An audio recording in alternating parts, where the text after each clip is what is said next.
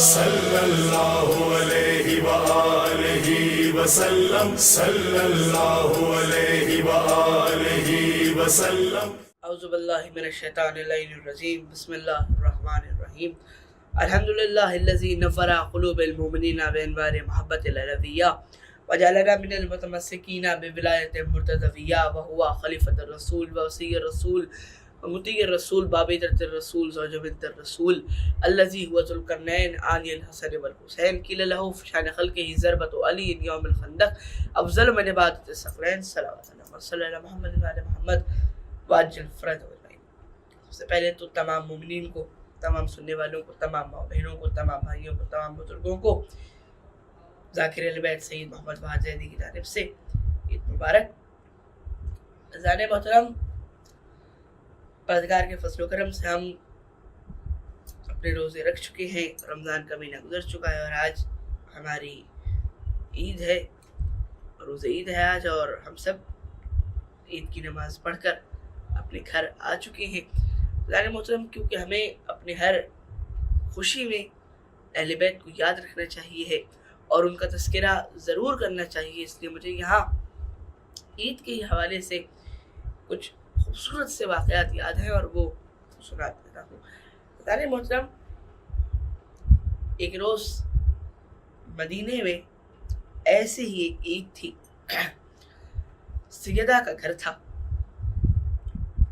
اور عید سے پہلے کا دن تھا۔ بچے ماں سے کہہ رہے ہیں کہ اماں جان سب کے پاس کل سب نئے کپڑے پہنیں گے، کل عید ہے، سب کے پاس نئے کپڑے ہوں گے، اماں جان ہمارے کپڑے کہاں ہیں؟ جناب عرش سے پروردگار عالم نے ایک فرشتے کو بھیجا جو حسنین کے لیے کپڑے لے کر آیا، اور کپڑے کون سے ہیں؟ مولا حسن کے لیے آئے ہیں سبز لباس اور مولا حسین کے لیے آئے ہیں سرخ لباس۔ اور پھر ایک عید ایسی بھی آئی کہ جب رسول خدا صلی اللہ علیہ وسلم اللہم صلی اللہ محمد وعلی محمد واجل فرد مجمعین اور امام حسن اور حسین مسجد نبوی سے برآمد ہوئے، نماز پڑھ کر آ رہے ہیں، خطبہ رسول کا سن کر آ رہے ہیں۔ آئے جب لوگ بچوں کو دیکھا کہ سب اپنی اپنی سواریوں پر سوار ہیں، عید پہ اپنی ہوتا ہے کہ بچے سواری کرتے ہیں، گھڑ سواری ہے اور بھی کئی ہیں۔ جب اس وقت بچوں نے دیکھا تو دیکھ کر کہا کہ نانا جان سب کی سواریاں ہیں، ہماری سواری کہاں ہے؟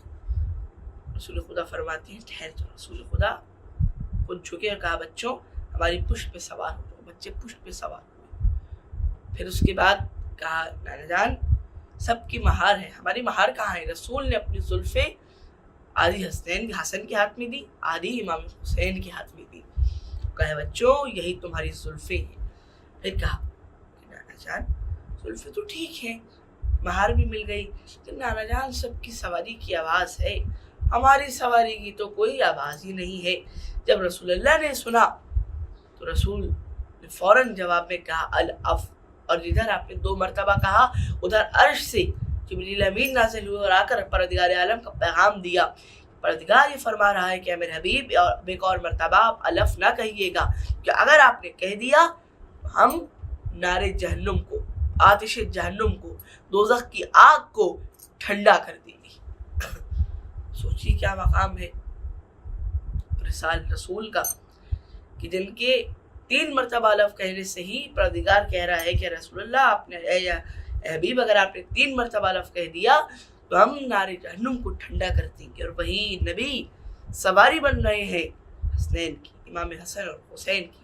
یعنی محترم تو ان بچوں کی عید ہے، لیکن ایک عید ایسی بھی آئی تھی کہ جو بڑی عجیب سی عید تھی۔ کیسے؟ یعنی محترم وہ ایسے کہ یہ عید تو بچے سکون سے گزارتے ہیں، عید ہو چاہے یہ والی عید ہو یا قربانی والی عید ہو، ہم سکون سے عید کو گزارتے ہیں، عید میں مزے کرتے ہیں، عید میں اپنے دوستوں سے ملتے ہیں، اپنے جاننے والوں سے ملتے ہیں، ان سے ملاقات کرتے ہیں، ان سے گفتگو کرتے ہیں، مختلف دعوتوں میں جاتے ہیں، عیدیاں لیتے ہیں۔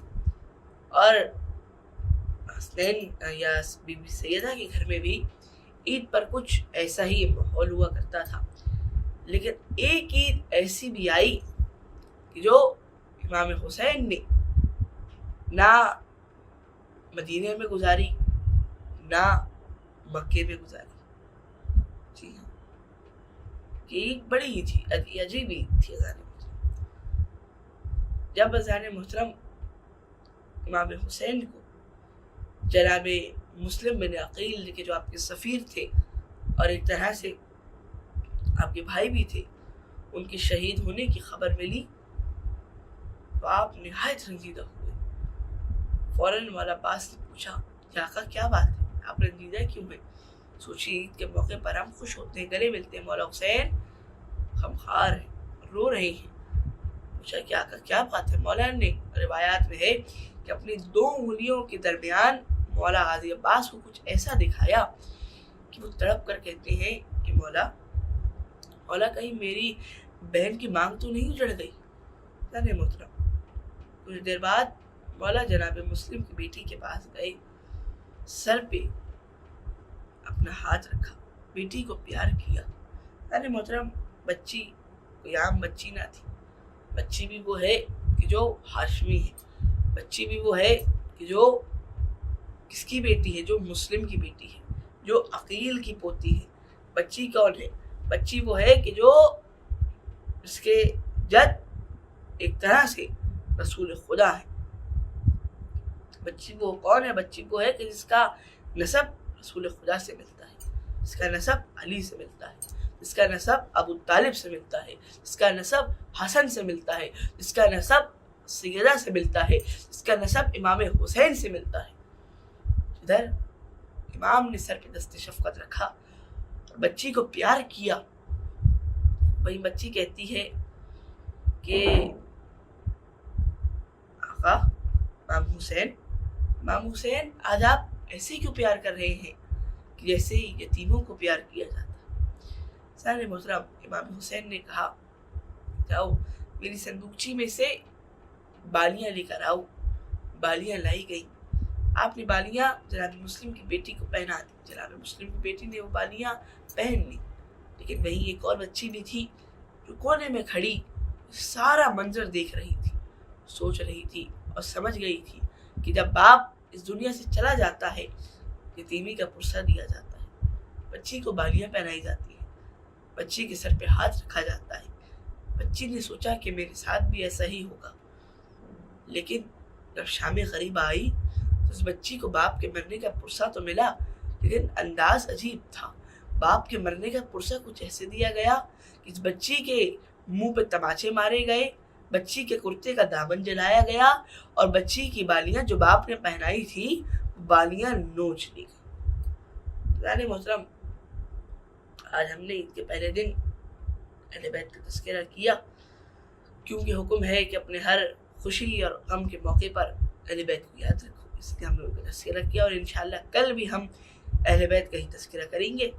تک کے لیے اپنے دوست، اپنے میزبان، اپنے بھائی ذاکر اہل بیت سید محمد فہد زیدی کو اجازت دیجیے.